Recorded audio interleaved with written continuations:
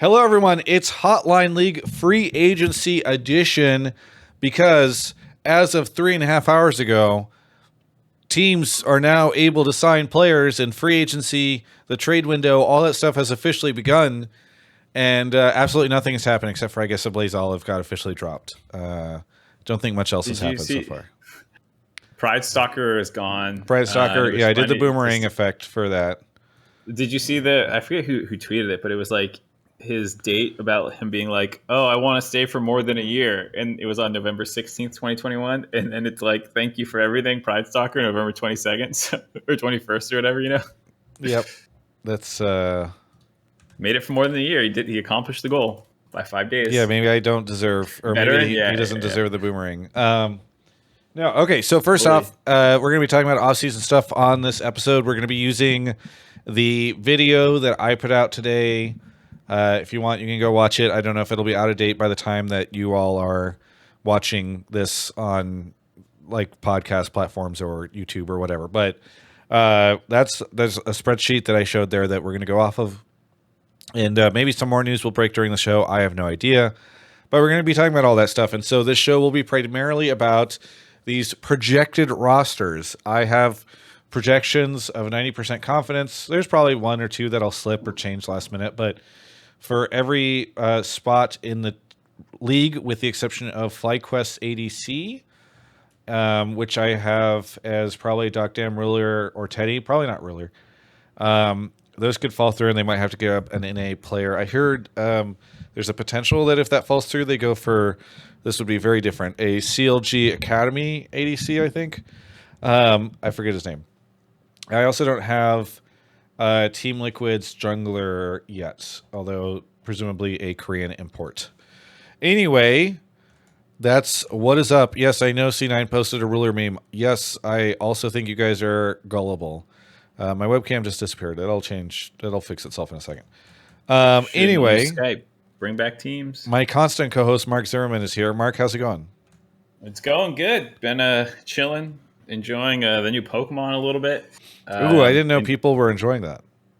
Well, in typical Nintendo fashion, it's like Pokemon is just a cash cow that they milk and put. And yet you all buy it anyway. Yeah, I mean, it is what it is. It's okay. There's some nice things about it. I'd say I like it more than Sword and Shield, which I thought were kind of trashy. Like a couple times I've like lost gym battle type situations, which is like Sword and Shield were like you actually didn't need a brain cell. Like I think you could just run forward and tap A, and it kind of played itself. I don't think you actually need to think. There's still like a lot of really weird things. Like your rival now self counters themselves picking as opposed to the old days. Like there's just those things where I'm like, all right, whatever. But at least there are challenges, and it's open world, and it's cool. The school setting does absolutely nothing. It's such a stupid, useless setting for open world game to pick like a central location that you have no reason to return to at any point in time. Just classic design decisions that make no sense for Nintendo games. They had a really incredible outfit system, like character customization system in Sword and Shield. It gets revamped and made worse for no reason. It's just terrible now. The cooking is randomly terrible. You can only make sandwiches, and the mechanics for it are trash. It's but I'm having fun. I'm actually having more fun than Sword and Shield, but it's typical. Nice. Well, I'm glad you're enjoying that. I've also been watching 1899. I need to finish watching that so I can then read the comic book and get the controversy. Great. I'm glad you enjoyed that. I came back from Salt Lake City on Thursday. I spent Wednesday at Brandon Sanderson's abode. We did an interview, which I've been teasing, but that'll probably pop up this week on the channel. I'm trying to decide if it's a good idea to put it out right before Thanksgiving. It's probably not, but maybe. And so that's pretty swell. That was a very, very, very, very, very cool day.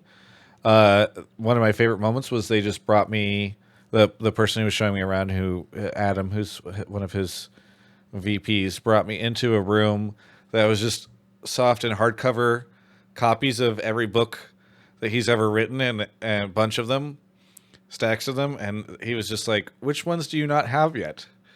And I'm like, oh my God. So it was a really, really cool day.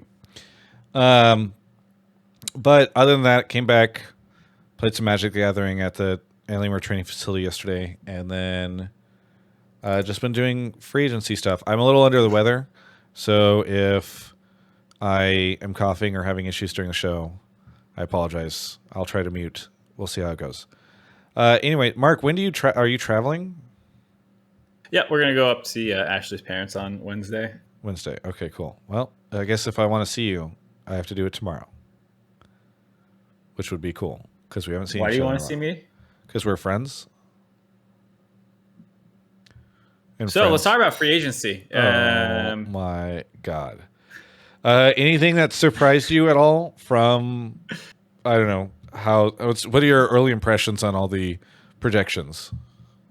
I don't know. I haven't like really sat down and thought it through. I've been pretty disconnected as much as I can, and so like I see all the rosters, but I'm like, Yeah, I feel okay. like you have just been like checked out on it. I've been pretty checked out in the offseason and stuff. But like looking at this, there's no super sexy splashes the way there usually are. Like, oh, well, we got this guy this time. It's like maybe if like Ruler comes, I guess Teddy would probably be considered a sexy splash. Yeah, But but other those than are big that, it's ifs. I don't know if that's going to happen. That's a FlyQuest ADC spot for those that don't know.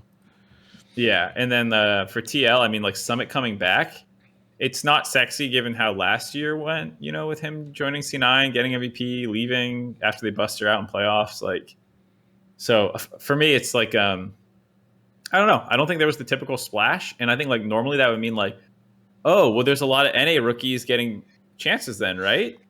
And the answer's still no. So Yes. I'm kind of like, so what am I excited about? And I can't tell if that's just me not knowing some of the like ERL talent that's coming over and some of the other people, but like I also think that like I don't know.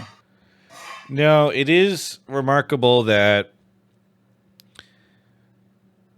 so the like salaries did crater pretty hard. Like that is I think why you're seeing teams like Dignitas sign really great talent, which is probably a good thing because it means that you can have like good players on some of these quote unquote bottom teams. We'll see if they remain bottom teams, but it should increase parity in the league. I think what is, I think sort of you were saying this too, or implying it like you would think, oh, this is the year where teams start picking up more NA talent. And instead they're like, no, who's like a random Turkish support player that people haven't heard of, or you know, random stuff like that. And or who's like a falling star from the LEC that doesn't have a spot, and so we could just pick them up, you know. And it's kind of a bummer. I think like it doesn't feel good. I was excited, but teams are like allergic to North American talent. I think they just are completely uninterested. So Yeah, I mean, if TL wasn't bringing up Jan and Harry and also Ayla joining, like it's literally TLA players. yeah, The only ones getting shots. Right? Is Fleshy NA? He's not, right? well, you get Am I wrong? Busio and Tenacity. Oh, right? Busio and Tenacity. I totally forgot about them. Yeah. Okay, wait. No. 100 Thieves as well. All right. A little bit more excited. I just totally glossed over 100 Thieves when I was scrolling around quickly. Yeah, but yeah, it's just not. Fleshy's Turkish, by the way. Yeah, I thought so. But then someone said something in Twitch chat, and I doubted myself. So I mean, like, there is some, but it's kind of like the people that we had heard about for like the last 2 years already. Like Tenacity and Busio is a little bit more recent, and same with some of the TL guys. But like Tenacity's been hyped up for like 2 or 3 years already. And I feel like it's gonna be like he's joining a good team at least, but it's still gonna be like, I don't know. I'm worried that he gets like overhyped because normally you would just be like, this kid looks good, and you would just see him. Yeah. Like in other regions, I feel like when someone's like, this kid looks good, they just show up in your league. And here it's like, look, his contract prison for 3 years. Let's see how he is. Like, okay. Fun fact: if all these projections end up coming true, or getting fulfilled, or whatever, if you played on FlyQuest this year, you do not get to play in the LCS this year or this coming year. Every FlyQuest player out of the league. Oh shit, Afro's gone, huh? Well, That's sad. I mean, you look at the chart, you don't see him on here, right? Like I don't know, Well, right? Like maybe sometimes what happens is you hear a player's going to be playing and then you hear like, oh, they're sharing roles or something changes last minute, like an import gets cold feet. And so then they end up picking Aphromu or Biofrost or something. I like this stuff could happen, but yeah, like as of right now, there's a lot of players who, quite frankly, like Abadage, where is he going? I mean, he tweeted out the McDonald's meme earlier. This man has been in the last 3 LCS finals and won one of them. Does not have a starting spot in the LEC or LCS next year. Yeah, I feel like there's going to be some academy signings, and I assume between spring and summer, these rosters will get shuffled around. Um, Especially with the cratering, contracts like you're talking about, that like the gap to slot in a veteran is probably not as bad as it might have been like a couple of years ago. Where like if you did take a cheaper contract on a younger player and they weren't working out, like slotting in a veteran was probably just something you couldn't afford to do. I will say, like, the things I'm excited about, to not be a total downer, are the parity. Is nice to see that it's not just TL, C9, TSM, and 100 Thieves kind of at the top. Like, EG obviously broke in last year a little bit, and TSM died, but like, it looks like FlyQuest and Dig potentially have okay rosters. You know, so that's kind of cool. Yes. No, I think it should be. And not only do FlyQuest and Dig have potentially better rosters, but I don't think people should have, like, I was polling people during the last several hours of me streaming the free agency stuff. Most people think, more people thought that EG, the majority of people did not think EG got better. The majority of people did not think 100T got better. There's another team I think TL. I think the majority of people did not think TL got better. Maybe they did. I forget. But regardless, like, not only did some of the bottom teams come up, but I think some of the top teams probably went down in strength a little bit. Like, TL is interesting, right? Looking at that TL roster, we don't know who their Korean import is, but I think it's somewhat likely that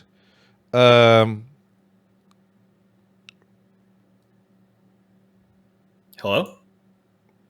Sorry, I'm getting like an emergency message. I think it's somewhat likely that they end up with more of a rookie player, and then you for the Korean import on the jungle side, and then like you've got Core, Yon, Harry, younger Korean jungler, and then Summit, who like washed out after a split. Like, maybe this team's going to be great, but like it's not the one that I think most people should be expect. Like, theoretically, I think that team should be probably worse than last year's Team Liquid. Yeah, it's hard to say because last year's Team Liquid underperformed. So like on paper, it might be worse, but also like last year's on paper did not reach its name power. So a Team Liquid, I have some hopes that they could be better. I think EG could be better. That's one on paper. I think it's at best a side grade. There's like different strengths and weaknesses that they have. I think Someday can sometimes play like meta carries a little bit better than Impact could, especially in the like most recent year.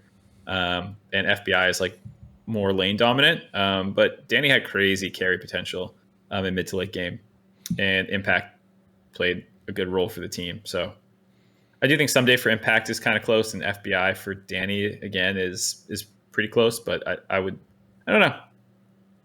It's really sad that Danny's just out of the league as well. Yeah. In terms of like you mentioned some of the people missing on this list. Yeah. I mean, I think everyone behind the scene kind of knew for months now that was probably going to be the case. But yeah, it is what it is. Well, before we get into calls, I do want to give a big shout out to Grubhub and Alienware for sponsoring the show. We love them as sponsors. They've been fantastic. But we have a lot of people sitting in the sub calls and pleb calls channels. I noticed that David is in the pleb calls channel, which is shocking that this man does not sub to my fucking channel. David Shynock or who? Yes. David. Yeah. Suzunika. But yeah, you can. Maybe he'll sub when you learn to say his name right. Maybe. Well, then why aren't you in the sub channel, David? Either way, Do you want to start grabbing some folks and putting them in the chat? I assume we're pretty much just talking rosters, right? Yeah, I think rosters, off-season stuff. I mean, what else would there be to talk about? I don't think there's anything else that really dropped. All right, I'm just grabbing random people here. I'm just yeeting them in. Yeah, really? It's gonna be a wild west. Channel? No, not to our channel. Okay. I just mean like sometimes you say you're going to eat people and then they go straight in. Walmart is doing that. Making too good of points isn't joining. Walmart is doing that.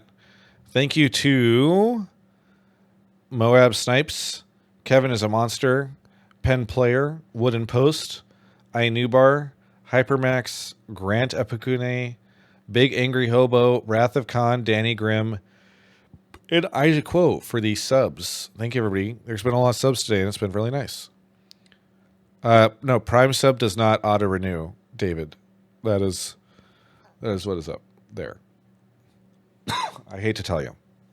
Sorry, again. I'm just going to start getting people so we can go. There's a lot of good topics tonight. Everyone's doing a really good job. Yeah. Normally, I don't say that, but people are doing a good job. Not just like with the obvious, like I like this team, but there's some good ones here. Yeah. Okay. Good. Off Mark goes to grab our first caller, David Suzuki. Yes, exactly.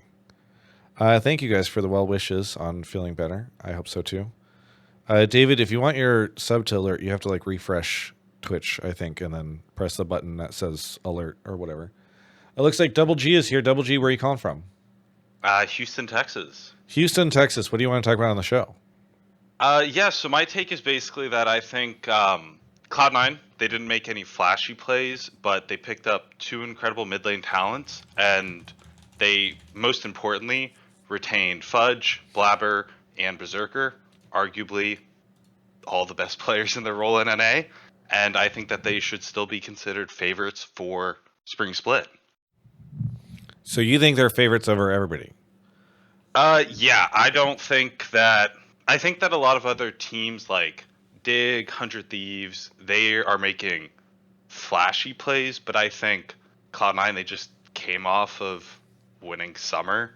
They kept really great talent, and their new mid lane talents have really high ceilings. So I think that they should be able to slot in well with a established Cloud9 system and should likely win Spring, basically. Well, for those that don't understand or don't know much about Diplex, Mark in the Twitch chat was just talking about how he can speak about Diplex. So I'm going to let him handle that while I go grab something from the front door. Fucking troll. Raz was asking who could speak on it, so I said he could, and I said I could, and I said he plays mid and he's from Europe. So there you go. So you need to know European mid laners are great. I think I don't know. We'll see. For the most part, C9 seems to do their homework on bringing people over who are not immediately like jumping off the page and get a fair amount out of them, or not jump off the page, I should say, but like things that the casual North American fan, me as well, don't know a ton about before I do research, and then they end up working out. So. He's top 2 mid in LFL. That's what Peter Dunn said. So we replaced Takui. 2.0. Here we go. Yeah. We swapped or Takui. Aka 2.0. We'll see. One of the two. Okay. Well, I think what's interesting is people in the chat started like laughing at the C9 stuff.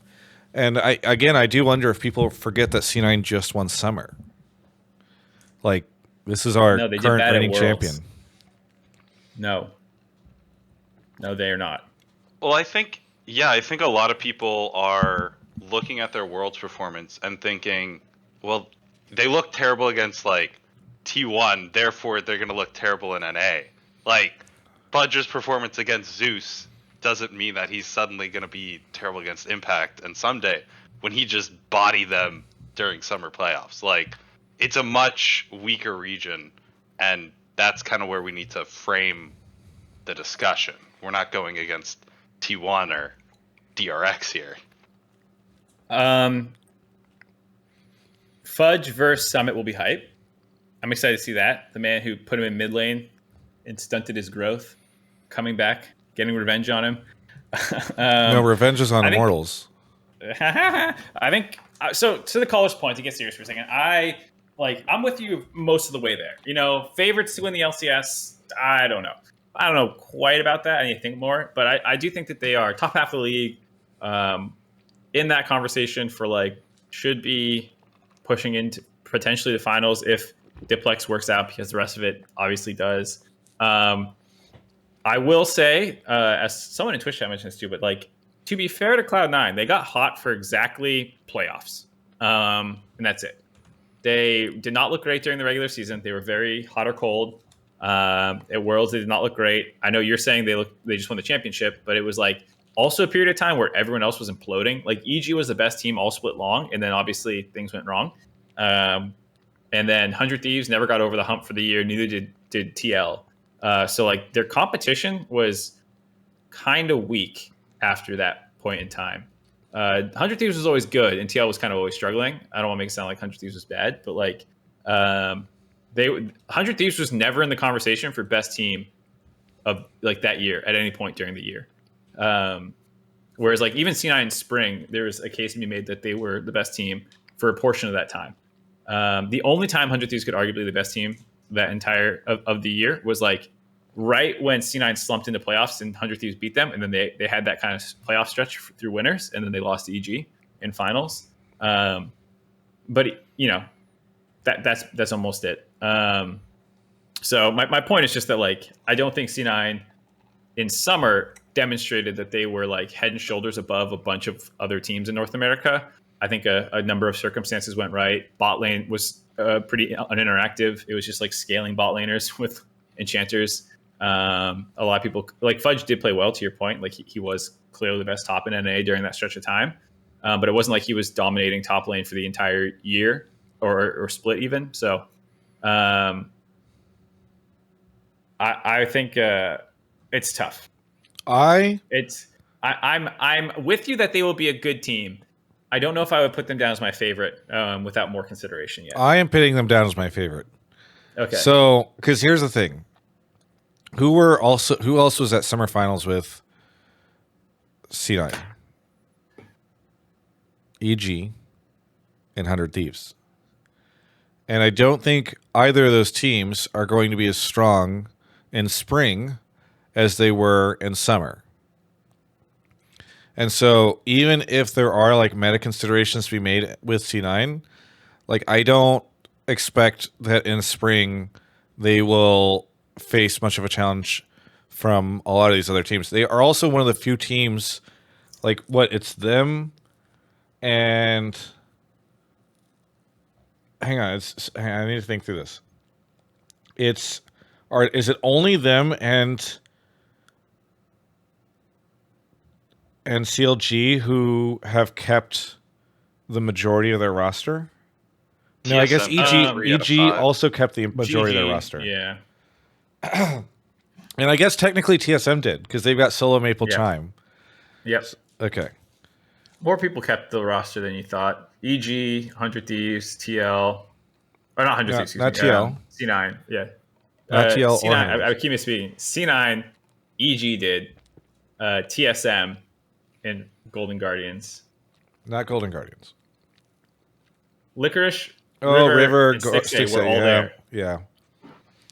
I was Does thinking River of their really count, I was CLG thinking of as their well, week yeah. 7 roster of Bright Stalker and no.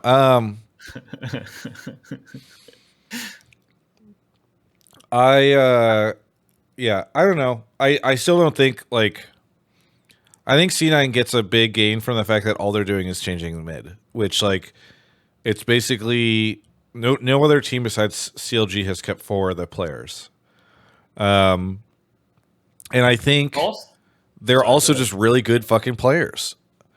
Sven's support is obviously still a work in progress, but I don't know. I don't look at any of these other rosters and say, well, that's the obvious winning team for spring. No, I don't think anyone's the obvious. That was my thing. Is like I don't think C9 is the obvious one either. Because I mean, like Blabber's nice in the sense because like they might not be the obvious, but they're my favorite.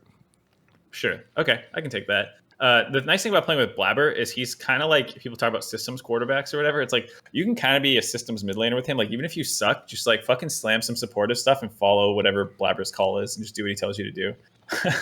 So like I feel like the floor, funnily enough, is like kind of high for the mid jungle combo because it's like all right, Blabber's just gonna play Olaf. I'll play Ori or Zillion or Karma or whatever fucking support control mage is kind of good right now. I think TL is interesting, and it kind of depends on who their jungle is, like Summit's form, and if Harry and Yon can kind of live up to expectations of being like, I don't think they need to be the best, but like top half-ish for their roles in the LCS. Even Harry can be like a little bit below that. And then they might be scary. I think 100 Thieves is obviously like the boomers and the zoomers find peace in middle ground. Can the boomers and the zoomers. Yeah. What will be a more successful work with team next year? 100 Thieves with Doublelift, Bjergsen, Busio, and Tenacity, or Travis and the Naaman content team? Which will be the better boomer zoomer crew? That's a big question. By engagement's probably the 100 Thieves one. You know, that would require 100 Thieves to make content. So I think that's what's up. Okay. No, I mean, I think it's an interesting thing. Mark, what do you think of them changing out Jensen for Diplex? Because we didn't really talk about that. It's a bit of a surprise again to see Jensen. That's another one we didn't really talk about on the list anywhere. Oh wait, he is. He's Dig. I forgot. He's on Dig. I don't know. I assume that they were in a pinch with needing to sign. He was able to get a good contract out of them in that situation. The bubble hadn't quite burst yet, I guess, or something. So I'm sure his contract was reasonable. I think, you're talking about summer. Reasonable. Yeah, for Jensen, I think his summer contract was pretty good, if I had to guess. Yeah. And I feel like with the exploding prices, the C9 probably went like, well, we can get someone 80 or 90% as good as Jensen in their mind. I'm not saying I agree, but like that's probably they're thinking for, 50% the cost.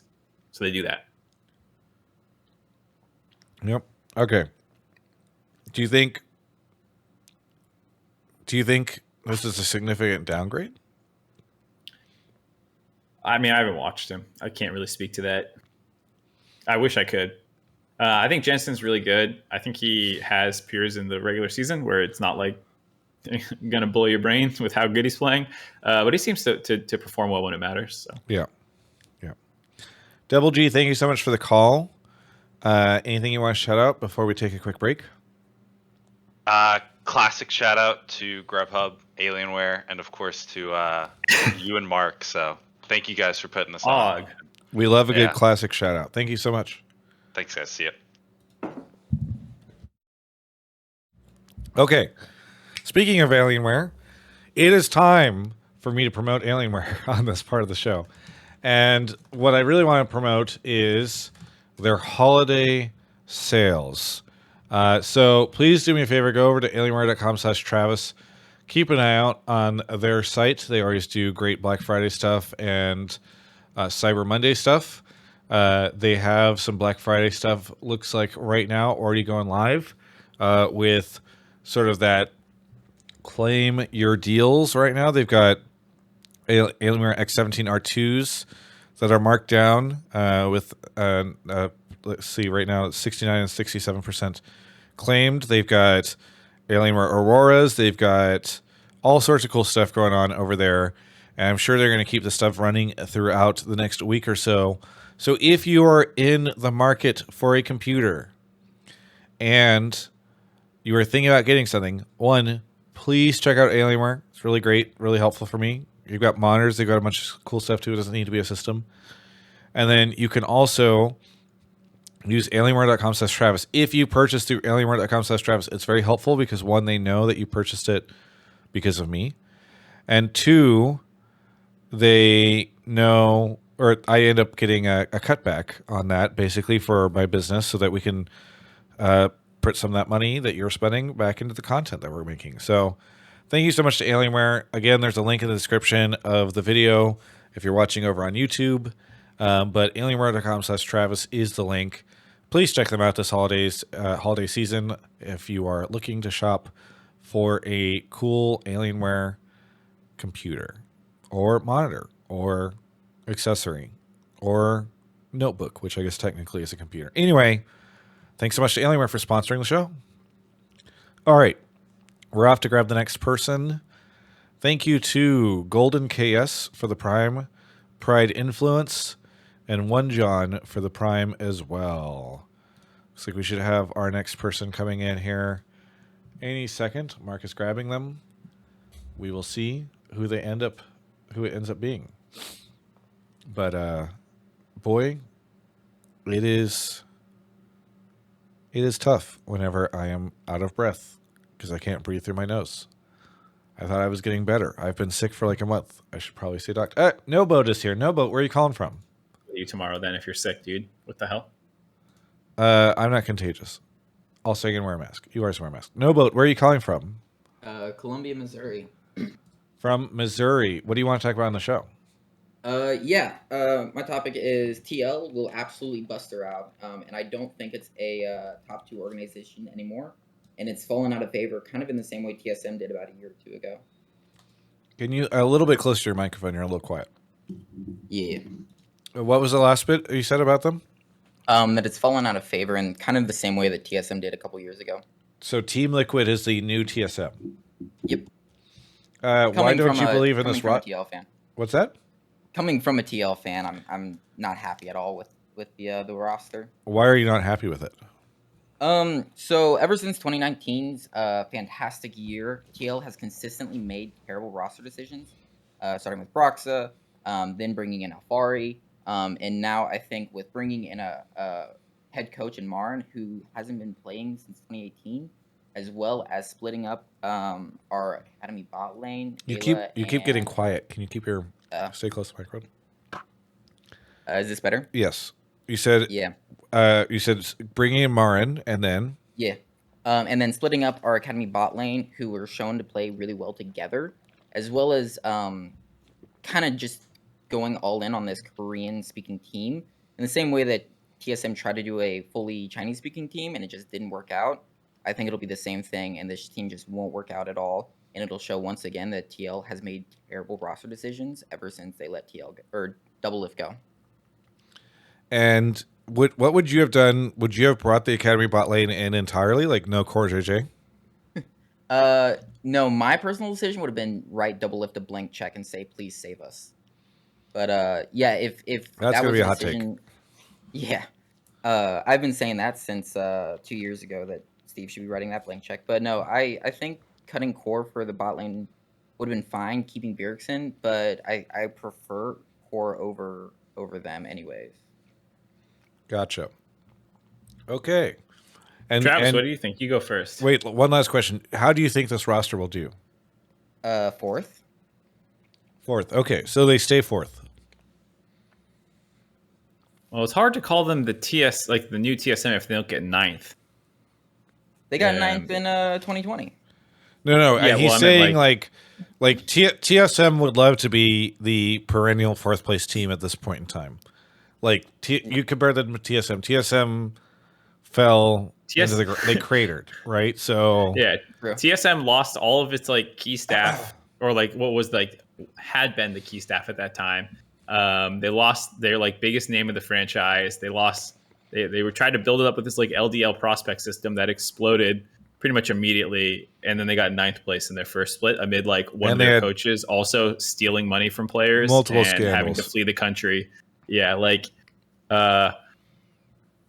this is too hot of a take for me. I can't agree with this at all. I think you can make the case that it's a new era for TL and it's disappointing and you don't like it as a fan and stuff. But to compare it to TSM last year is okay.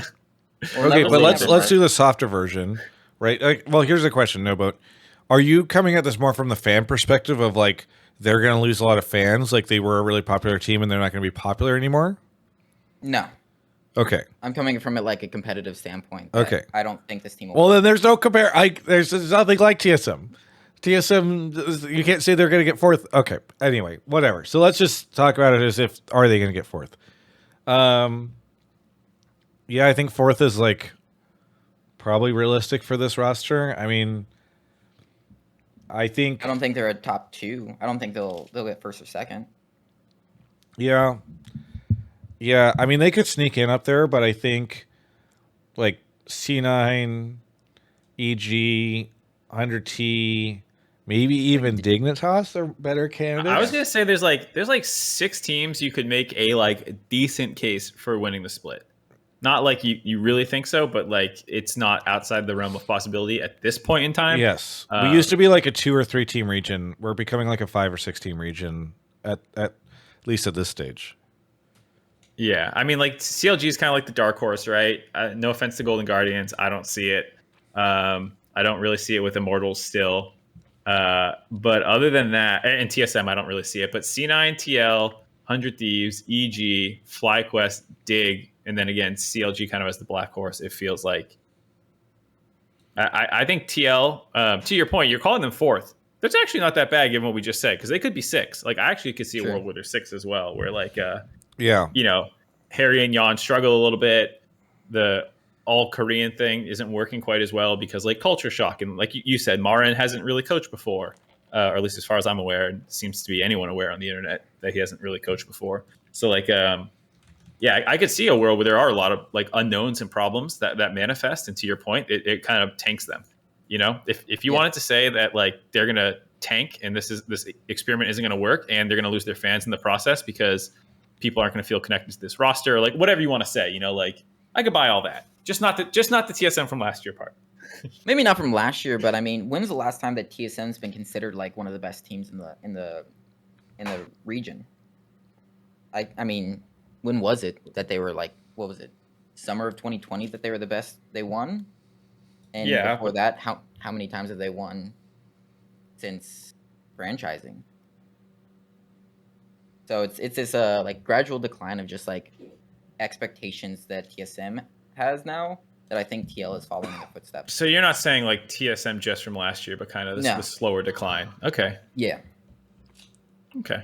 man, That's a little, I can buy that a little bit more, but I still don't know. I assumed I had missed something, Mark, until you pointed it out. If you go to the wiki, Marin's thing literally says like 2018, and then 2022 became the coach of Team Liquid. Like that is an interesting time skip. I guess it's like, what is the can you please explain this gap in your resume or your work history or whatever? Like, what was that conversation like in the interview process for him as a coach? Like, I just think it's, Some people said military service, but isn't military service a year? He finished his military service before, right? Yeah, you're about to say what I was about to say. I was just delayed on it. Yeah, he finished his military service before he even went pro, I'm pretty sure. So, Twitch chat, this is feeling like when you were trying to get us to use Microsoft Teams at the start of the show. Anyway, yeah, I don't know. It was military, but that's still longer than necessary for military. Here is one of my biggest things about this roster. Team Liquid, I think, will really need to do a lot to make sure that fans have a reason to root for this roster. And I think that means creating content, creating a lot of translated content, doing a lot to make people care. Because I think the region is fairly burnt out on import stuff. And obviously, there's not like a full import roster. But if you are going full Korean speaking, it feels a little antithetical to. I think a lot of people thought that when Steve made that change, they're like, okay, they're gonna do all this like academy stuff, and clearly they have. But I don't think people were like create Korea 9 or whatever. Yeah, he was like, we're gonna bring up our academy talent. Everyone was like, Pog, and it's like. Only the Korean ones. If they speak Korean. So I just, yeah, I think it's really important that they end up. I think it's really important that if they want to retain like fandom for their team, that they make a pretty big effort into marketing these players and making people care about them, which has not been historically LCS teams' strong suits. So I will say. I'm curious to see if they'll be able to retain much fandom. Here's the angle I like, and I'm excited. Well, whatever. Never mind. I think so. I actually pulled someone with that topic, so I'm going to say it. Great. Thank you so much, Noboat, for the call. Anything you want to shout out? Yeah, shout out my friend Caitlin Kimboom. She's on here all the time. And yeah, have a good one. She's on the show all the time? No, she's hanging out in chat all the time. Oh, I haven't seen her in millennia. Anyway, She took me to my first LCS event. So thank you so much, Noboat, for the call, and we'll catch you next time. have a good one. All right. Are we off to the next caller? Looks like it. Yeah, I think so. All right. Thank you to Bastion the DJ, XZRX Reaper, AJ Ray 500, and Rip and Peppery. Thank you for the primes, everybody. It's very nice of you. Oh, and there's SteelX95. Thank you. Thank you. We're hitting numbers on subs that we have not hit for a very long time. I don't know why once I started doing the show, my webcam started dying far more often than it had been, but it is what it is. Muderino is here. Muderino, where are you calling from? Yeah, I call him from Ontario, Canada. Canada. We love our Canadian callers. What do you want to talk about on the show? Yeah, my take is that TL going with the all-Korean roster is actually the ultimate test of that NA work ethic that there was a recent Blame game about, I think. And the question is, if they do underperform, is it really kind of the environmental impacts to that, such as, bad North American solo queue? So, yeah, do you want to talk a little bit about the work ethic part? Yeah, I think by bringing in people like Marin, Core JJ with his recent interview talking about how he's kind of been reinvigorated, Summit coming back into NA, having kind of a chip on his shoulder from kind of getting kicked out last time, as well as whoever the jungler they bring in is.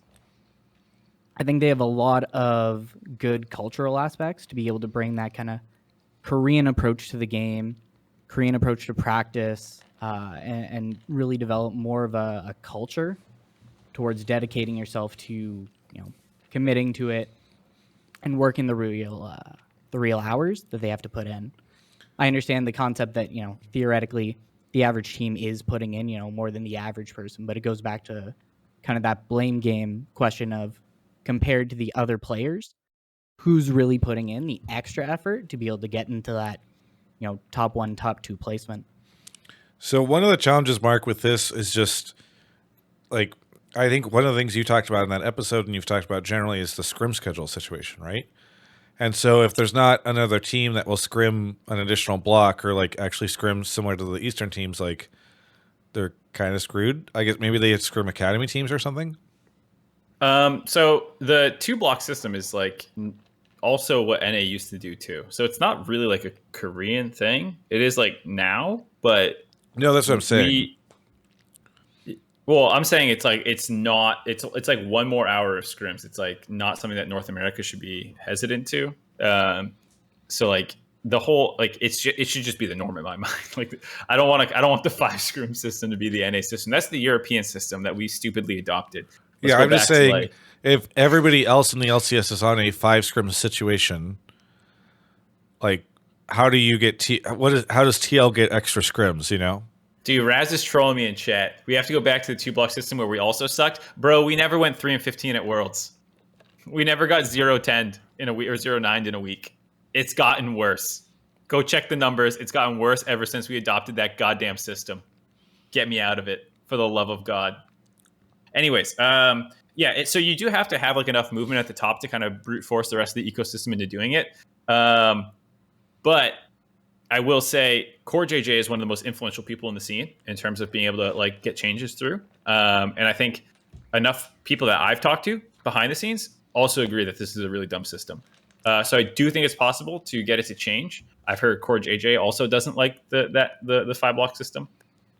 So I think there's a decent chance it changes in this offseason. I'm not like 100% certain. I hope it's something that's on the books for a lot of the top teams to look at. But yeah, that it is something that people have to do. But to the broader point, even if they're stuck in the same system of the 12-5 scrim set, to the caller's point, I do think this is a really interesting experiment because if everyone is on board with this mindset of grind lording and just being the number with the team with the highest raw number of hours and doing their best to implement a Korean LCK style work ethic in North America, despite the latency issues, despite paying queue times, just general lower quality, this different scrim block, to your point, Travis. Like, if they can still get results, I mean, I do think, to the caller's point, that does answer some questions about our decision making and how we treated things. Well, at the start of your conversation, I was worried because Bakery, who's the Dignitas general manager in chat, said, I guess the scrim blocks must be the problem. So then I thought it was unlikely you were going to see a change to the scrim situation. Then Bakery said, there's an ongoing discussion about changing scrim systems. So I don't know what to believe, because the person seems to believe that the scrim problem is not a problem, but that also there might be some changes to it. So, as I said in the video where I talked about this, it's a pie chart, you know, where there's different problems, and they're all different sizes of the wedge, and the scrim blocks are bad. The current system's terrible. I've not heard a single reason logically. I don't care about results. I'm not going to do results-based analysis. I've not heard a single logical reason that it is better than the 2-block system, other than it's easier logistically to handle, but like it's worse practice. So like the reason that people kind of like it is that like, oh, well, I need to book one scrim partner, and like there's not this gap in the middle I need to worry about how to like use efficiently, and like it's just easier to work with. And if you cancel scrims for the day, it's like, great, we cancel scrims for the day, 2.5 hours, great, we're done. Like, but none of those are compelling reasons for me about like making you a better team. It's just like, again, easier to manage, and that's not a reason to do something in my mind. Like, especially since we all used to scrim the other way, and by all accounts, it was better. So we're going down a rabbit hole here. My point is, to the caller's point, I'm on board with this as like a very interesting test bed, because if they do put in the grind lord hours and they get 4th or 5th, like the previous caller was saying, well then like, what does it mean? So yeah, and I think there are a lot of, oh, sorry. Go ahead, Muderino. Yeah, I think there are also a lot of different ways they can put those hours in that don't necessarily require those scrim blocks to change, right?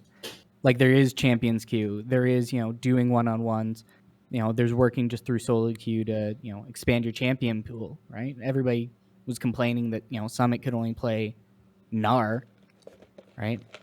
This is a way for him to show, no, he's gone to, you know, LPL, expanded it, he's working to get into any of the new champs that become meta, right? There's a lot of different ways that they can end up putting in those hours, even with scrim blocks not changing. I forget, was Summit playing much Champions Queue when he was here before? Champions Queue was in spring, right? It started in spring? Yeah. They had it. They had it all year. I forget. Okay, I don't remember what his says numbers were. Summit was spamming Champions Queue. Okay. Because I remember Fudge did not play a ton, so I was trying to remember. Like, C9 was a very weird... Yeah, like Sven was a grind lord, but he wasn't playing. Winsome, I think Winsome played, but I can't remember. Yeah, okay. So the interesting thing about this, and not to skew too far into another conversation, but they will not... TL is looking like they will not be the only, like, fairly Korean roster.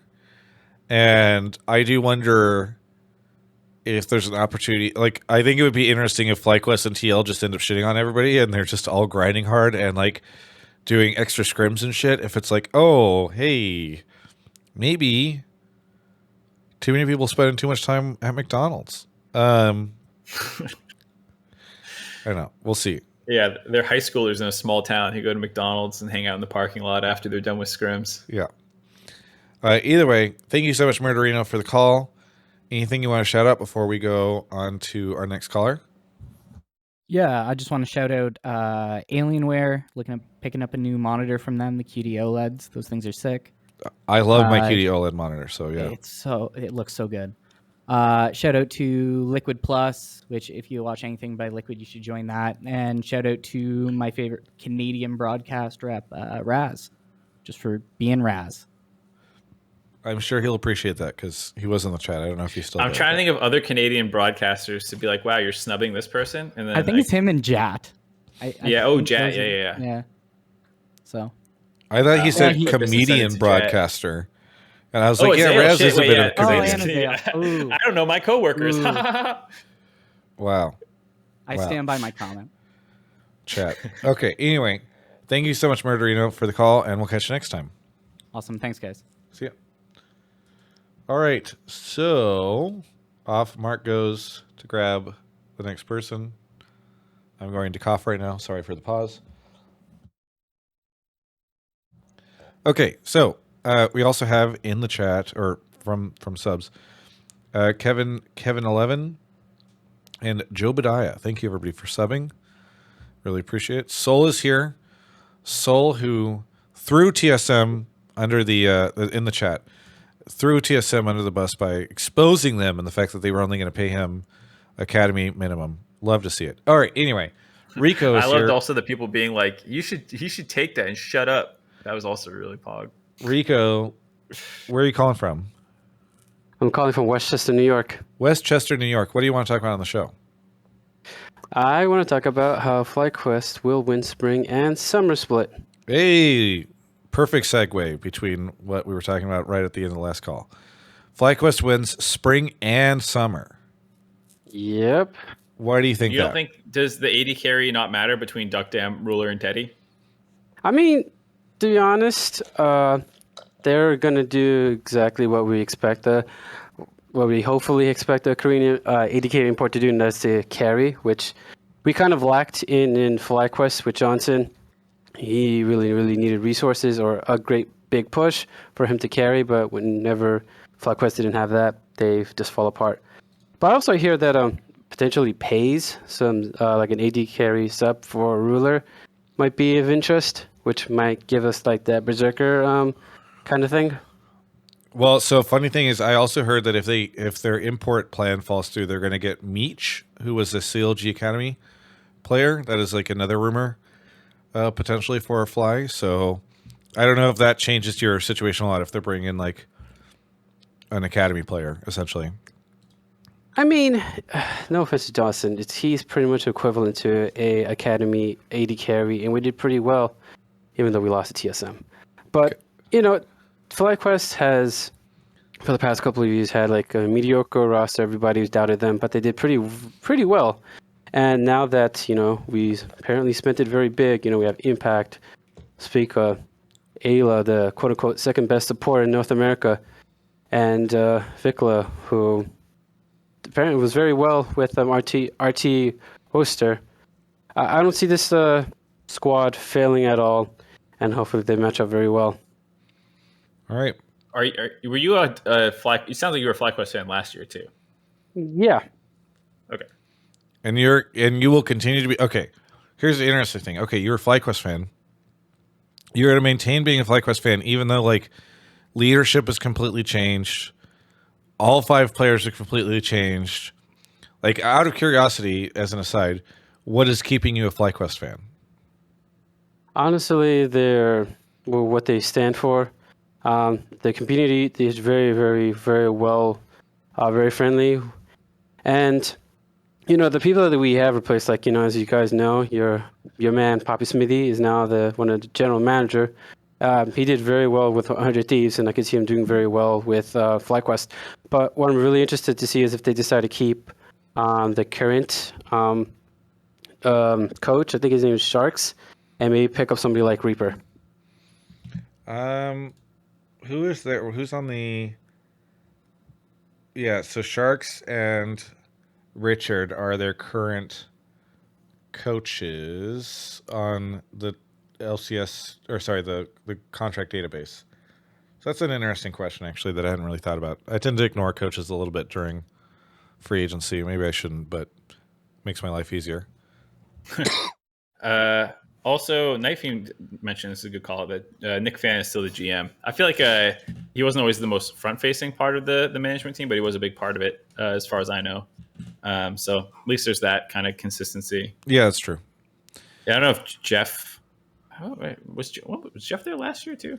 Jeff is not there right at the moment. Yeah. Okay. Anyways, so there is still some carryover. And okay, so this take, stepping back to how good they're going to do.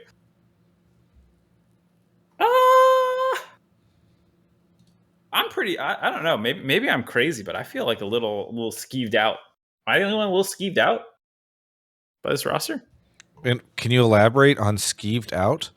Normally, skeeved out is how I feel whenever I'm like walking down an alleyway late at night, and somebody approaches me and tries to sell a watch from their trench coat. Yeah, that's basically what this is. This FlyQuest is coming up to you in the dark, and they're like, these players should be good. You should like us, but like, I don't know there's much evidence that watch actually works, that like this is actually a good purchase for me, like, yeah, Vicla's good, but also he's never played overseas. Things, like culture shock is a real thing. There's a lot of factors that can go on. Papa Smithy, I'm sure, is going to be able to do his best to get the team in order, to like have staff on hand to try and make it not that bad. But like, you have 2 first-time import Korean players. They do have impact there to make it like hopefully a little bit easier of a transition or whatnot. But like, that's always a little just like, I don't know how that's going to go. Spica and Vicla, obviously you're going to have to learn to work together. Spica, like he played with Maple and they were good, I guess, but like good enough to like win the league, like the caller's saying. Like, I don't think this would be a bad team when I say it's heaved out. I don't mean like they're going to explode to be terrible. But I could see a world where this is a dysfunctional team with like Ayla and his bot laner not having a ton of synergy, mid jungle not having a ton of synergy, Impact just like doing sin shit in the top lane or something. Like I could see a world where this roster just like does not come together. Okay, you know what? That's actually a really good point, because this feels a little bit. I could see it feeling a little bit like that old school, like what 2019, 2018 roster building function, maybe even earlier than that, where it's just sort of like, like GBM would come over, and you'd be like, GBM was good in the LCK, and then he would like come here and be fine. But you kind of like hodgepodge a team together of people that theoretically all should be good, but without necessarily thinking too much through. I don't know. Yeah, it's like players in Korea are very good. Don't get me wrong, but there's like this assumption that like if you were top 3 in your role in Korea and you come over to NA, you will shit stomp your role, and it usually didn't happen. And they were usually like fine, good. They were usually good, but then like you still also had to like work with your entire team, and it didn't always come together in that way. And that's not a shot at these guys. It's just like you literally probably will never know until you actually all get together and start playing. If you guys see the game the same way, and like it's like all the regular roster synergy stuff. If you've never played together, with language barrier and cultural barrier stuck on top and whatnot. Which is why I pointed out, hey, I want to know if they're going to keep the same coach or they're going to pick up somebody like Reaper, who's Korean, who can definitely bring in that Korean aggressiveness into this roster. That's actually a really good point. We don't know how Papa Smithy and Reaper felt about each other at 100 Thieves. And so I guess if they don't end up working together, we'll just know that they fucking hated each other. I think that's a takeaway from this. No, I think... Or it's totally nepotism if he does bring him over, and that Reaper was never good anyways, and that, it was just Papa bringing along his friend. Yeah. No, I think it's true. Either way, it's a scam. Either way, Papa Smithy's in a dark alleyway with his trench coat. With his trench coat, be like, I got a coach here for you. He's Korean. You'll love him. Yeah. Yes. I think we figured it out. Okay. I'm a little more...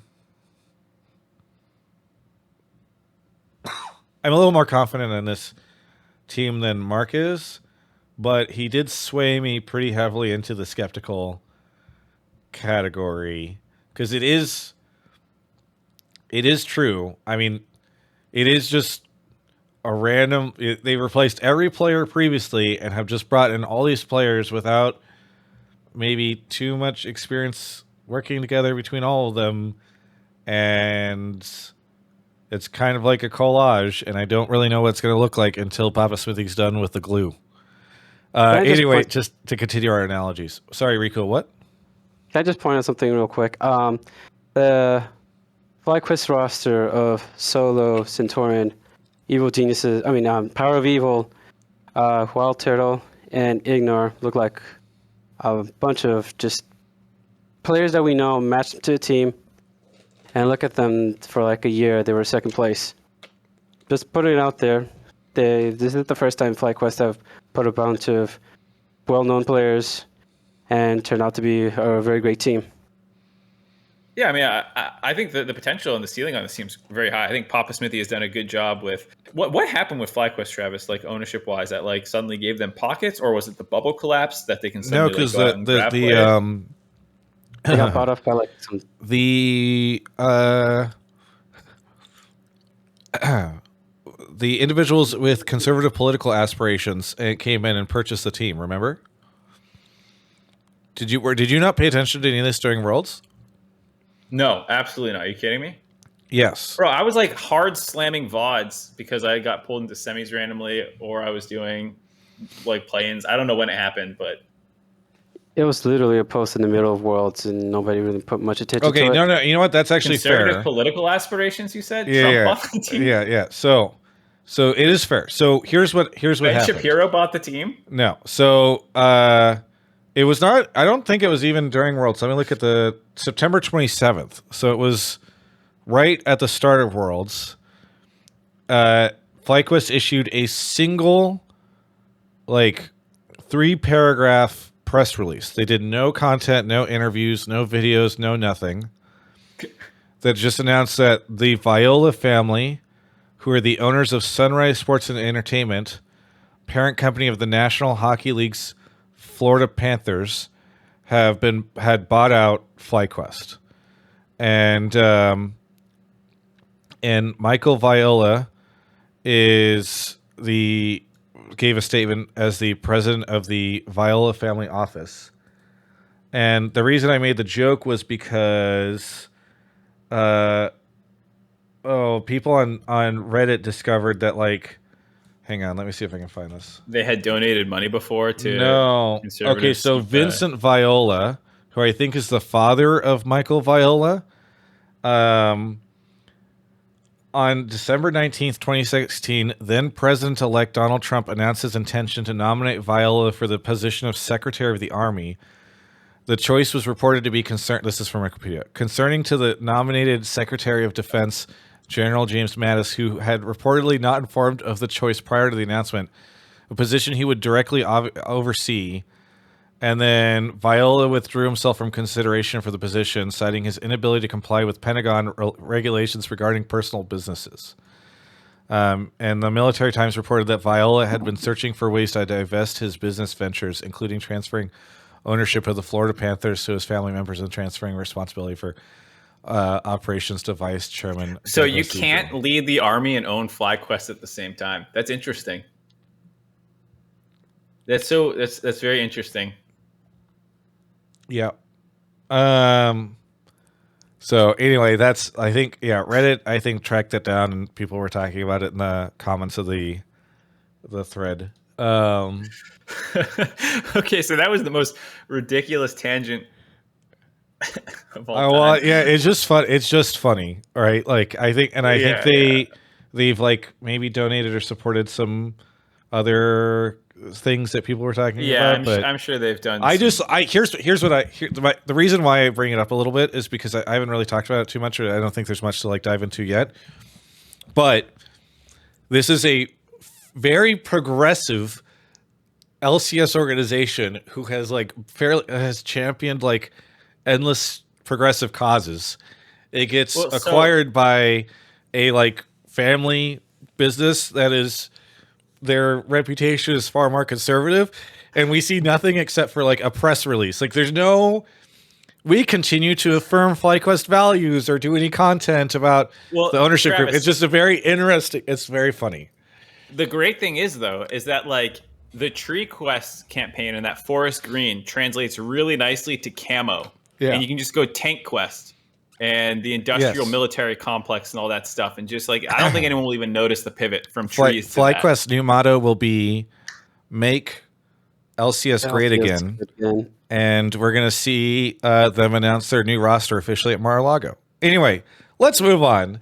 My point with that was just Papa Smithy has done a good job of making the most exciting FlyQuest roster on paper I've seen in a while. Even though I've enjoyed a lot of their rosters, not many of them were sexy. This one is a little sexy, and I'll give it that.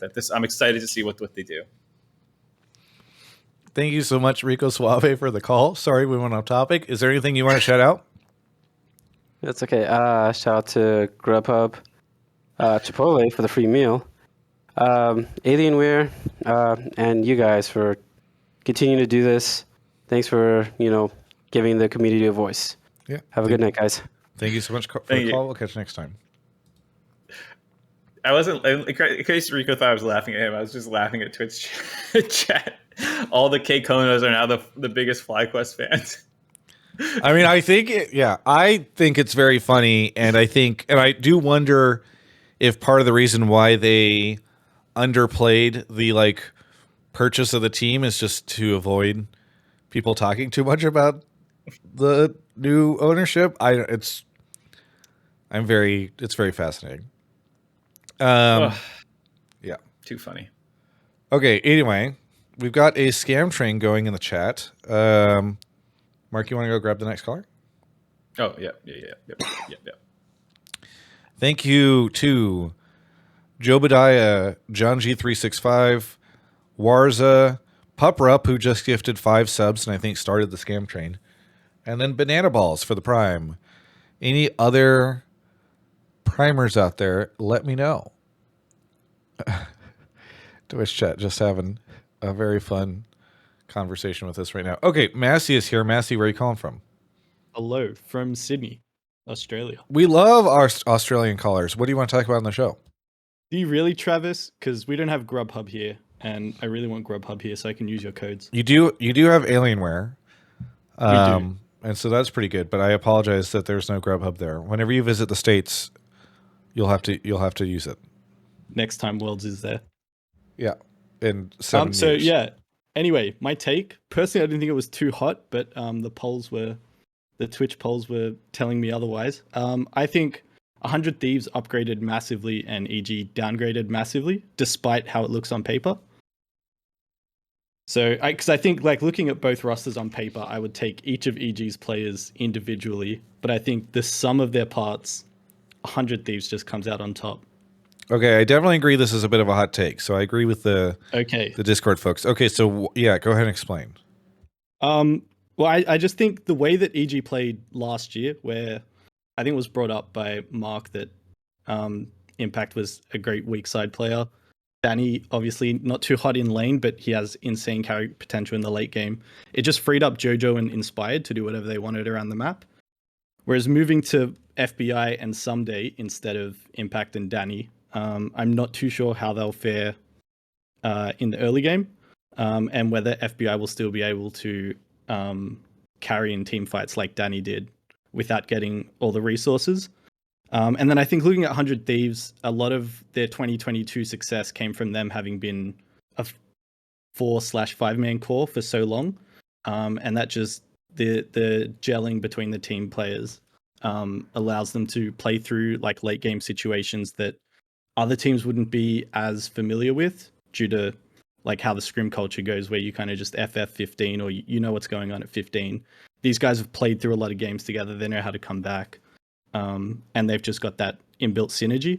And I think the reason why 2023 100 Thieves will be successful is because, and I guess EG actually mentioned this when Cowrie came in to sub in for Danny. It's easier to just play around like a rookie.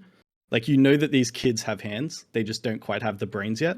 But having like that team-oriented goal where everyone's on the same page about play around Cowrie or play around Tenacity, it just makes it so much better and like easier for the team to operate. So I think Bjergsen is very good at that, at playing around his teammates. And I think while Busio coming in as like a new rookie support, he's kind of matched up with the most veteran player we have in the LCS. Gotcha. So it should just be all eyes on Tenacity. Mark, I'm going to throw to you first, since you were Travis, a I'm going to former throw coach. to you first, since you love. No, you're a talking former about coach. double You should lift. talk about the team stuff. People are just going to expect me to be like double lift, but I'm curious what you think of the roster stuff. I mean, this is a really hot take, and not even just because like you're wrong necessarily, but I just think it's one that's very divisive. Like, people will either like be like, "You're so right, King," or like, "You're a fucking moron." And I don't think there's like much middle ground in most people's eyes. I think the EG one, it's like the identity is gone a little bit, which is almost what disappoints me more than like Someday and FBI specifically, because it was like the dynamic duo of Jojo and Danny as like hot young NA talent popping up, doing well, you know, with the veteran core around them. FBI is NA, but he's been around a little bit longer. He's Osh. It's like, you know, people like start getting into that gray area. And then we saw them play together on 100 Thieves. I do think Inspired, Jojo, and like the way I would pitch this optimistically is like, okay, take these two guys, and I would argue a better mid jungle and a better support. and apply that to 100 Thieves, who made the finals three times in a row. You know, like that's a pretty good lineup, right? The other way to take it is like EG won in summer over those guys, and you've now swapped out 2 of them. So like I talked about a little bit earlier in the show, I'm just like, I don't think FBI does exactly what Danny does. There's this world where it's better, and they just become like a little bit more early game oriented of a team, and they're like pushing and trying to play more. But like I don't think FBI had a great year last year. After I was very hot on him last year, so. You know, I hope he can bounce back and it'll be a little bit more impressive. But I wanted him to be in the conversation with like Hans, Berserker, Danny of best 80 carries in the league, and it just didn't really feel like he was. And so that's for me why it's a little disappointing. Yeah, he was great 2 years ago, but last year not so much. And someday in Impact, I feel a little bit better about that part of the swap over. But yeah. Yeah. For the 100 Thieves side, excuse me, sorry, to get into this, since we didn't really talk about this, I feel like this roster is so weird. It's just like nostalgia, feel-good times, Doublelift and Bjergsen, the 2 most famous players in NA history, back together again to run it back one more time with, like, I guess, franchise player closer now, and also, like, their 2 young players that have been in their academy system. And it's like, I just don't know how to feel about it. Like, I'm excited Doublelift and Bjerg are back, but if I'm being honest, I think I'm more excited for is Tenacity and Busio debuting, honestly. And I love closer. So but are they going to be good? Is Doublelift going to be washed? Does Unforgiven need to come back in? You know, it's like, it's such a weird team. Who do you think Doublelift is realistically competing with? Himself. True. His bank account. No. I mean, I think. No, I mean like he's just gonna look at it and then be like, "Fuck these guys." No, I don't think he'll do that. I think it's really interesting to see the responses to both these teams, because I kind of agree with the caller, where I think a lot of EG fans are copiuming a little bit right now about, like, oh, you know, we're still gonna be great, blah blah blah. When I do think Danny was a bit of magic for this team. Now, obviously, when they played with Coyote, it was not the end of the world, but I don't know. And then like the someday Impact swap, I think it's easy, and I've fallen into this trap a little bit too of just being like, Impact someday, whatever, you just swap them. But it's there's, you know, some uncertainty on how that will end up working out. So I just don't know if, like, the big question there for me is, like, is the Magic still going to be there? I think there's a lot more questions than some people seem to have. Or I think the 100T thing, the very funny thing is, I think if I am optimistic for 100T, I think people are going to say that as, like, an emotional reaction to Peter coming back. I actually think that most of the skepticism around 100T feels like a bit of emotional reaction when I see how people react to the news. Like, people seem to be rooting against Peter and Bjerg pretty hard. Like, both of them, I think, have fallen somewhat from the graces of the community in terms of being players.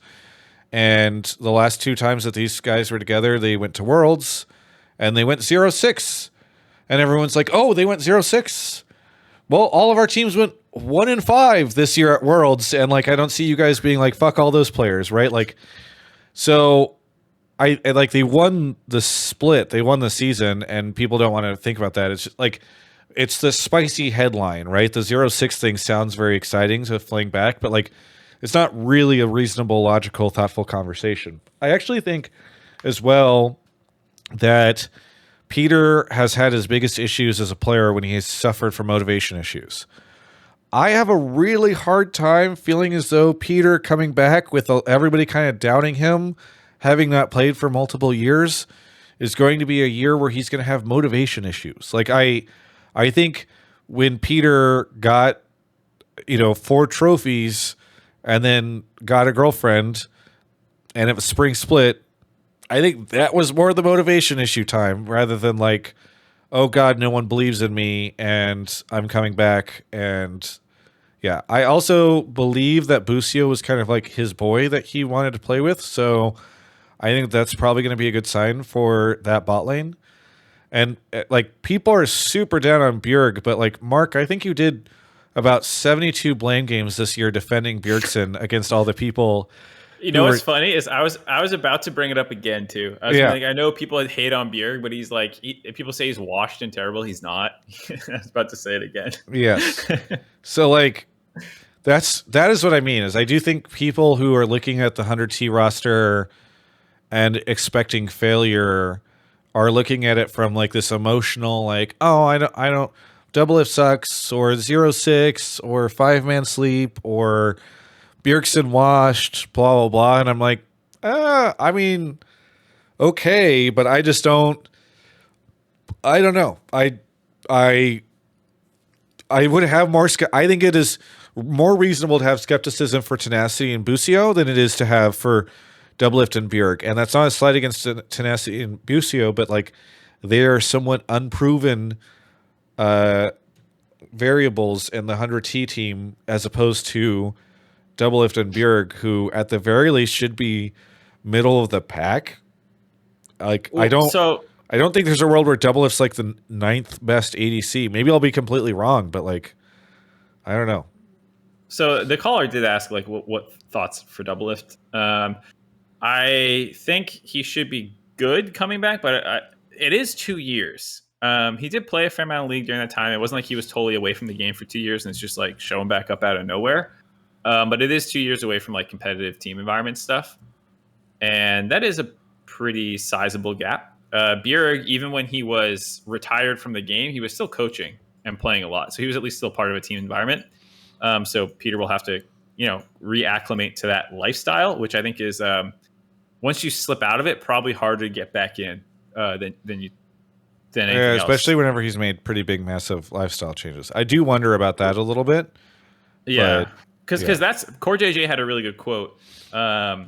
It's not about like the age of your hands, but it's the age of your passion, I think he said, or like the age of your heart for the game. Like it's true that like the biggest reason people retire or like, get too old for League is not like their hands stop working, but it's like your life's reprioritized a little bit. And for him, I wonder if he can get back into like the I'm hungry mindset. Not like you said, he'll have motivation for sure. I think the doubt and all that stuff, but he'll need to work, I think, a step harder to reclaim, assuming he slipped a little bit. But I don't think he'll be bad. I don't think he'll be outright bad. But I think he's a bigger question mark than Bjerg, who was like, we just watched him last year and he was good, maybe not great.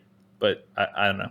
I mean, the other thing is like, I think it's worth looking at Doublelift's ADC competition in the league right now, based off these projected rosters. Like, there's some good players in there, right? Like Berserker, and maybe some of these other guys will pop off or whatever. But like, I don't think he's like returning in at a very competitive time for North American ADCs. So I feel like you're looking at Berserker, like you said, whoever the Korean import player is, and that is a wide range depending on Duckdam versus Ruler, though realistically it's Duckdam versus Teddy.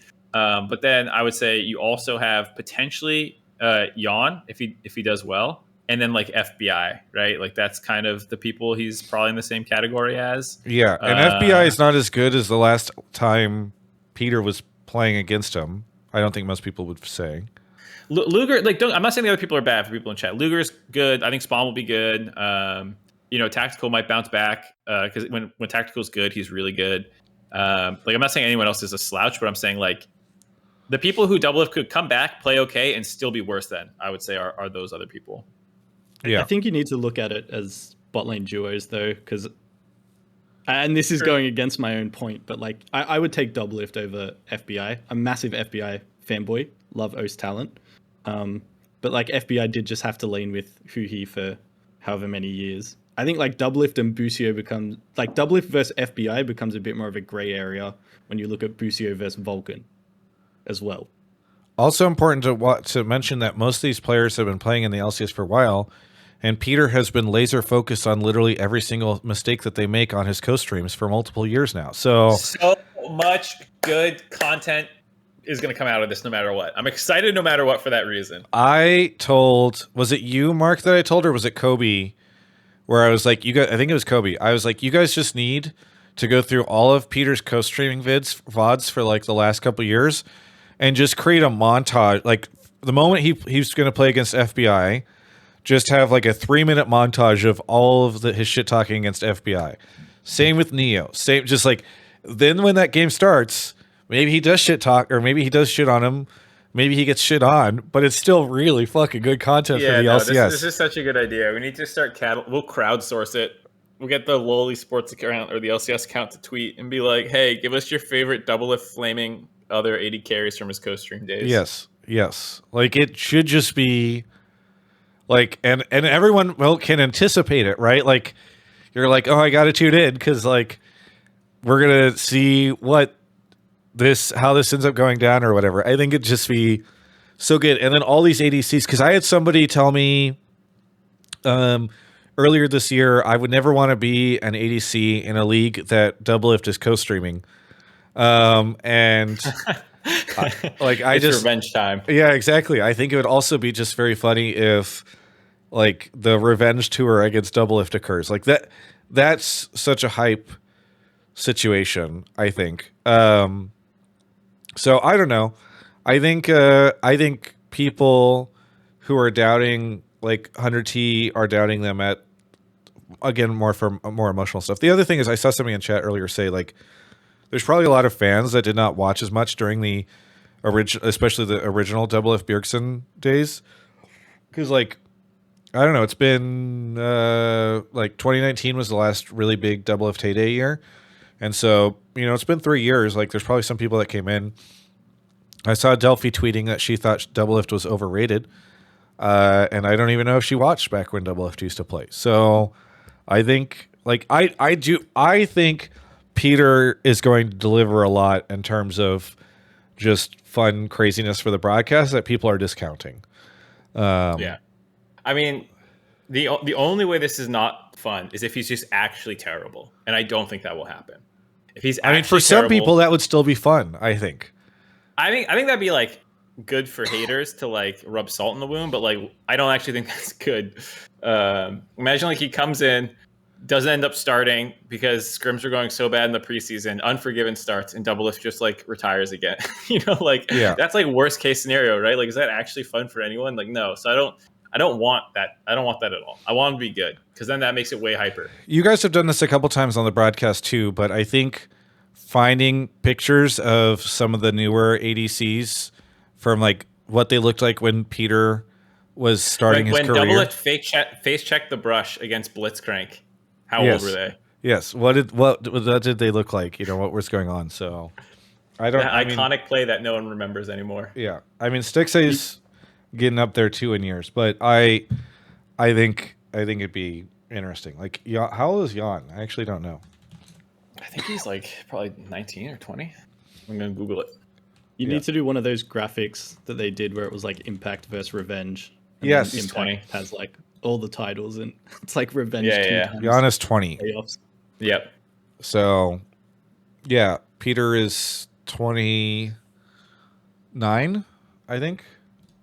Because he's 4 he would have been 10. He would have been 10 years old when Double Lift attended his first Worlds, right? Double Lift went to season 2. So Worlds. in summer split, Peter will turn 30.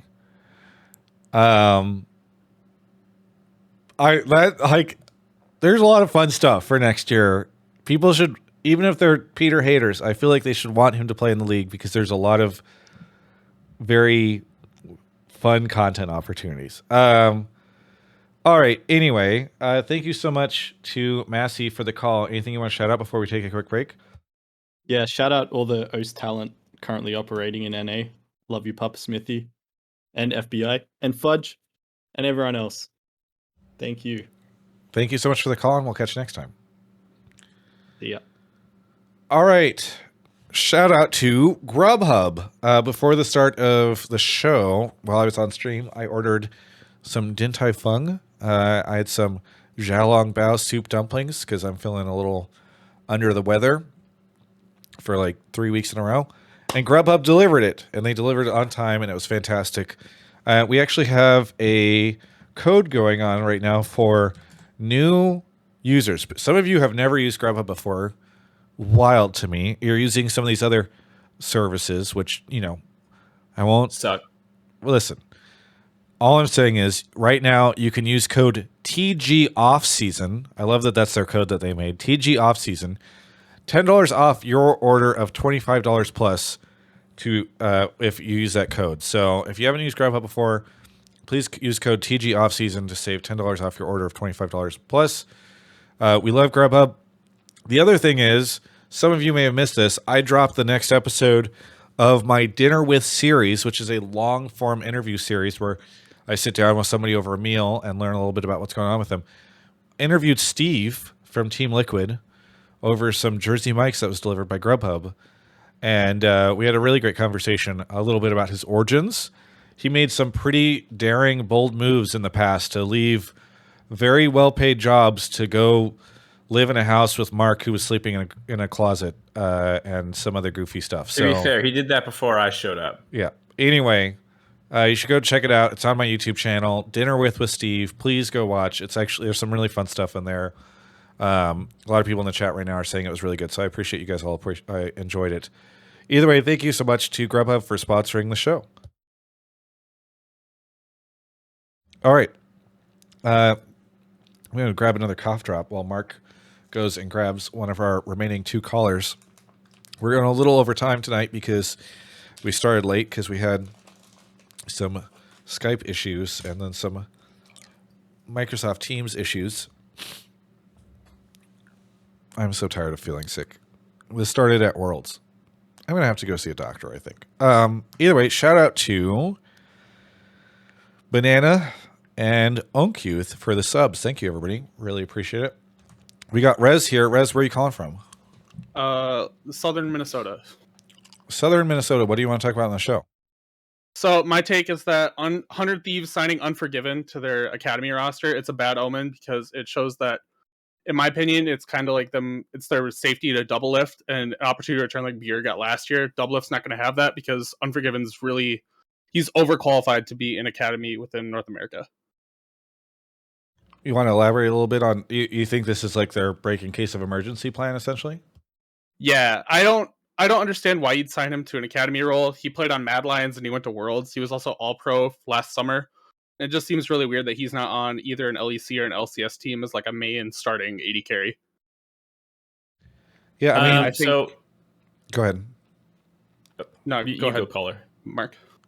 Okay, I was just gonna say, it seemed like, I don't know the timeline of events 100%, but given like the tweets that I had seen from the Pokemon, it sounds like Unforgiven signed first, assuming he was the starter, and then when the double lift thing happened, he just got he lost the starting spot. I don't. Or that was is it not that he got my, signed to be an Academy player?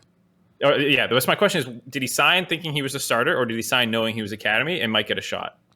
Oh, I am fairly certain he did not get scammed. Okay. That was my biggest question about it, because the wording of the tweet was like, it forces him into the Academy role or something, and I was like, what?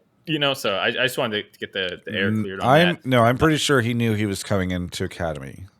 So I don't think that it's been, I mean, I have not heard anything. This is more of a Wooloo area than myself. So, but I don't think that, my understanding is not like he turned down LEC team offers to do this.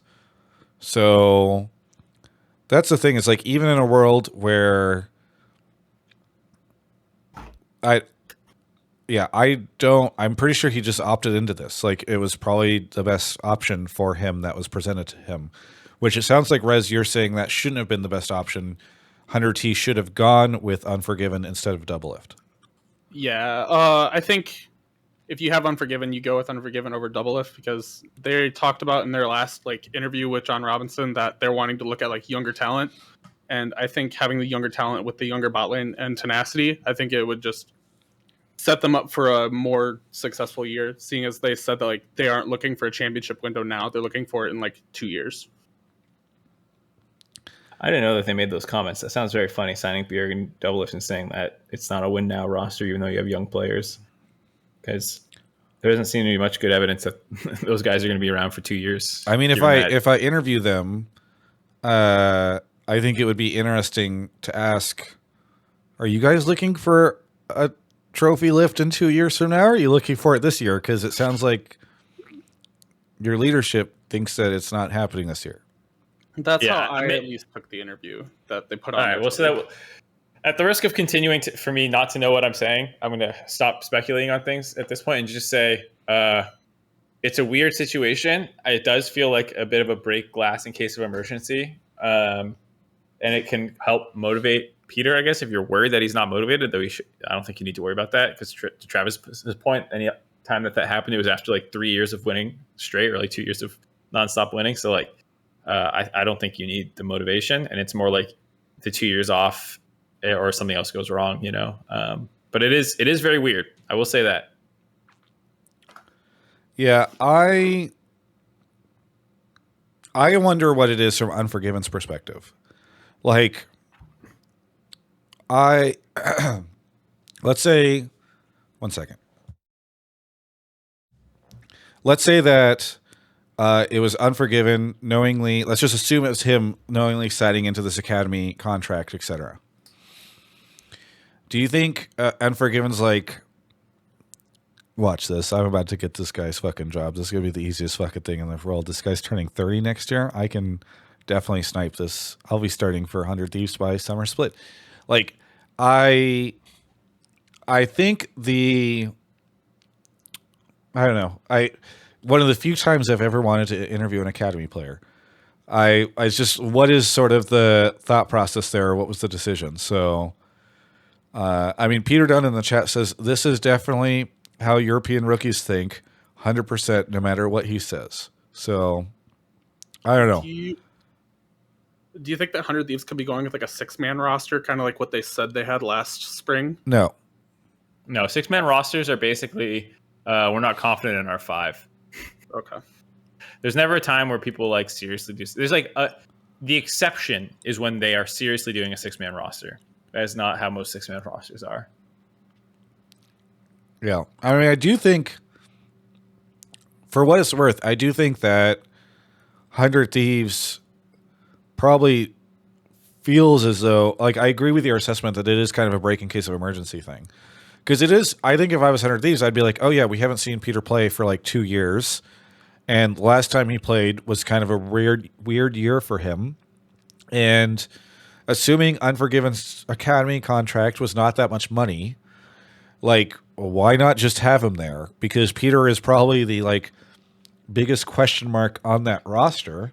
Even though I'm confident that like he's going to be fairly motivated, that I don't know if like I'm confident he's going to be a top 2 player, or that like things might not get weird at some point in time if things are going poorly.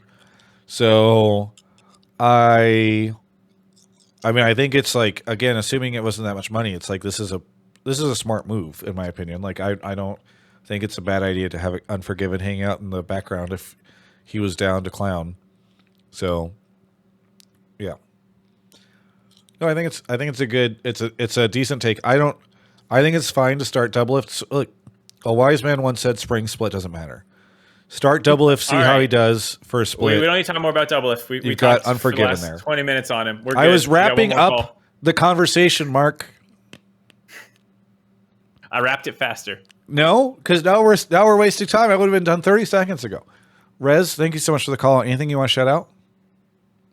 Shout out the sponsors, and thanks for all you guys do. I enjoyed listening to this normally on like my drives to school.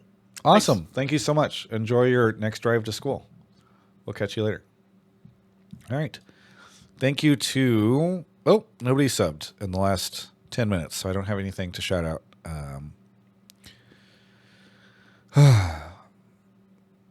Here we are. Mark is back with Chenkorus. Is that how you say your name? Chenkorus is supposed to be how it's supposed to be pronounced, but Chenko is fine. Chenko, where are you calling from? I'm calling from Winnipeg, Manitoba, Canada. Another Canadian. What do you want to talk about on the show? So my take was that Regi should sell off TSM and distance himself entirely from TSM. And otherwise, there's like no young players are going to want to join them, like interesting talent. Mark saved the spicy call for the end. Okay. So here's what's funny is we actually had no TSM takes. And like in off season with all the rosters announced, you come on Hotline League and there's no TSM take. That's crazy to me. So I was like, do we have a TSM take? And then obviously, you know, you we got asked for one. I had to ask for one. This is, I will admit, when I people always think that we like pander to like TSM takes. Not really, usually. If there's No, a they good used take, I'll to take just it. be half the takes. Yeah, half the takes were just TSM ones. So like by definition, I had to grab one. But now I have to ask for one. Wow. Anyways, What a wild time to be alive. Okay. So why do you feel this way, Chenko?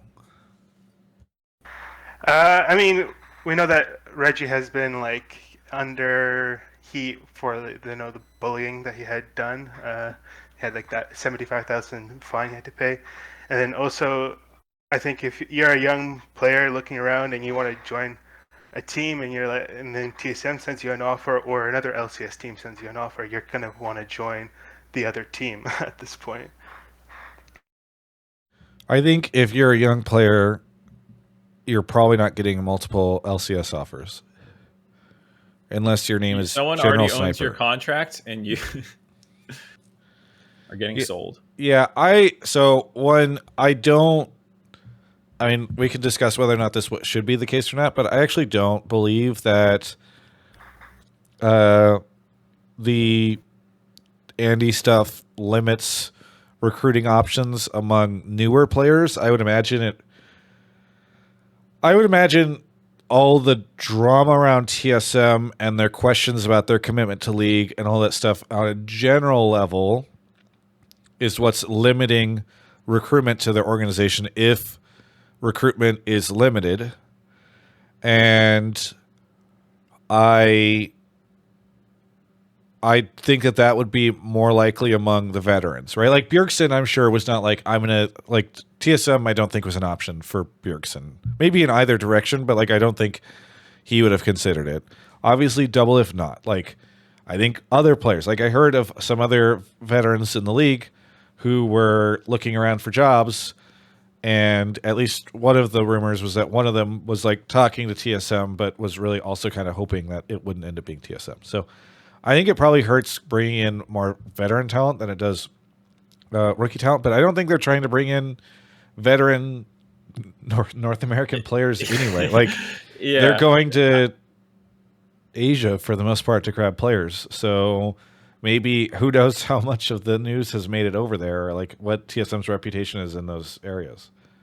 I was also going to say, like, I don't know how closely young NA pros, to what you were just talking about, Travis, like follow the like general high level business decisions and rumors that are going around about teams that like you and I hear that like, oh, they're pulling back on league spending or like whatever, like, you know, that kind of stuff.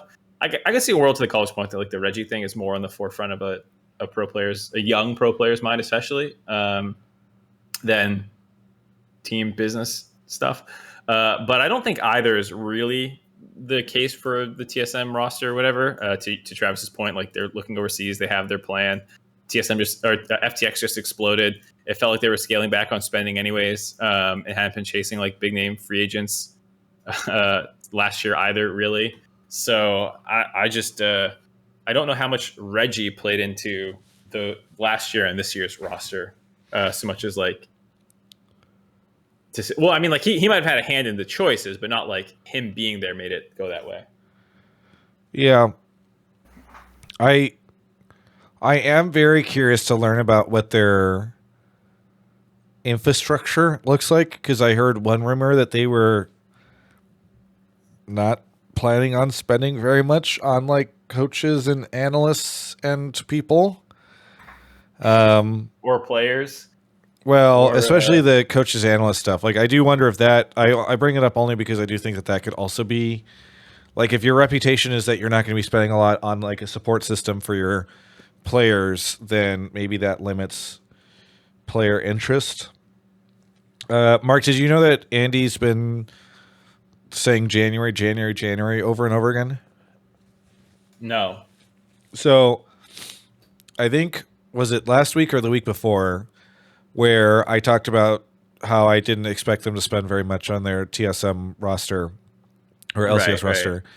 And then he went on the subreddit and was like, actually, I care a lot about League and we're actually doubling down and all this stuff. So then people were like, oh, they are going to spend a lot on their roster. Oh, he said, and big announcement in January. So now people are very curious. Seemingly, the January stuff is not attached to the LCS roster. So there's like community speculation. I should emphasize community speculation because I've not heard anything, and people I've talked to haven't heard anything yet. Well, but about you also were saying that. Sorry. The community, especially fans, are speculating that they're going to switch leagues. Like they're going to try to go to LEC or LPL or something like that. And that maybe that gets announced in like they're leaving LCS. And so I don't know what that is. I don't know if that's true. I think part of the problem is like he keeps saying January over and over again, which is 2 months from now. So it's just going to be rampant speculation until then. But it's just it's a weird time. League of Legends related stuff that he was hyping too, not Right. just general TSM. Right. League of Legends stuff, yes. I mean, it is a really weird time because it's like right at the start of the season. So it's hard to imagine like, yeah, we're leaving NA, by the way, but we have another year still. You know, like this feels like the worst time to do it right when the year starts. So yeah, I don't know what it is. I have no insight. I do think it's just like I don't want to like flame the players that are starting for TSM this split. And I do think there's some things to get excited for, like Boogie coming over and stuff. But it just does feel weird.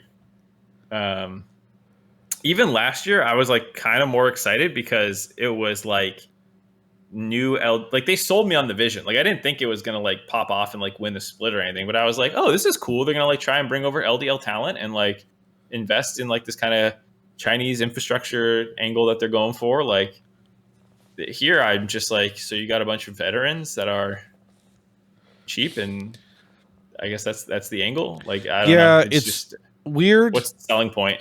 Like, yeah, I agree. So like, I don't want to shit on the players. I also don't even really want to shit on the org because I think there's some people over there that are cool, but I think it is fair to ask the question. I don't think it's unreasonable to ask the question. Like, if you are a TSM fan, what is your experience right now? Like, you hear about this lineup getting announced. It does not feel like it's like most people do not seem very hyped about it. You know, I think it's telling that we didn't get any callers wanting to talk about it until you like solicited one. And then it doesn't seem like a TSM roster based off the 10 years of history we've had before. Yes. And then at the same time, the owner seems to not be saying things like, no, guys, this roster's sick, or we're going to be doing something really different. Like, you know, you had Steve talk about, like Steve came out and talked about how they're trying a different philosophy. You had John Robinson and Jacob come out and do like their video about it. The only thing you see on the TSM side is Andy going around on social media being like, January.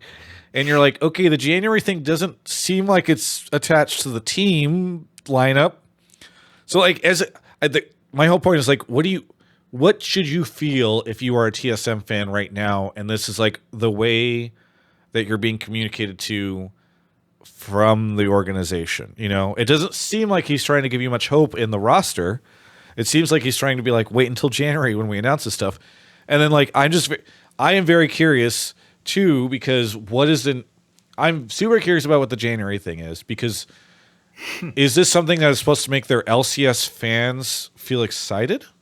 Like maybe they're planning now a $60 million facility. Because the other thing you heard about was that Wooloo reported that they are trying to offload the operation of their Challenger Academy, whatever it's called, their SALT team, to it's not Maryville, it's the other the college. Somebody in chat will say it in a second. So they're trying to like offload operating it to a college to it is Maryville. Okay, why did I think of something else? So like it's an interesting strategy because I'm just really curious. Like, I'm just fascinated. It's Mr. Beast. Leaked here first. It's Mr. Beast. I don't One of think the other so. callers in Discord was saying it too. Can't Yeah, keep a lid on a Jake- boiling pot. I don't think it's that. So I don't know how you're supposed to feel as a TSM fan right now, and I don't know how TSM wants you to feel as a TSM fan based off of how they're communicating their stuff to the audience. And I think that's a fair question. All right. Anyway, Chenko, thank you so much for the call. Anything that you want to shout out? Yeah, I mean, I'd like to shout out Alienware, Grubhub / Skip the Dishes here in Canada, and you guys for making my drives a little more interesting. Yeah, thank you so much. Always happy to assist with people's drives. Thanks so much, and we'll catch you next time. See ya. See ya. All right, that is the show. Mark Zimmerman, are you doing a blame game this week? No, not this week. I'll do it next week. Okay. Do my homework then. No blame game this week because Mark is enjoying the holiday. What else? For me, I've probably got this Brandon Sanderson thing coming out. I also posted the surprise test with Porter Robinson. Oh, that was really good. Was it? I thought it was really good. I'm sad because I feel like it didn't catch much traction today. But please go check it out. Share it with a friend. What were you saying? You definitely should have led with fucking Pippin just screaming about that Timos or Heimeringer's favorite fucking champion.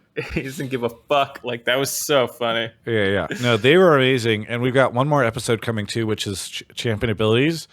And they became, Dom and Billy became progressively more unhinged during the whole quiz thing. So like that episode is going to be really wild because they just started, I think once they realized they could not compete, they just started like running it down in a very humorous and entertaining way.